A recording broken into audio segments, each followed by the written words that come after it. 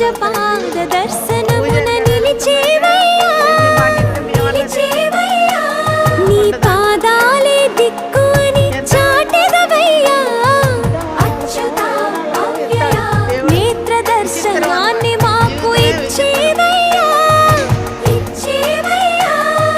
మంచి మార్గమున మమ్ము నడిపేవయ్యా మురహర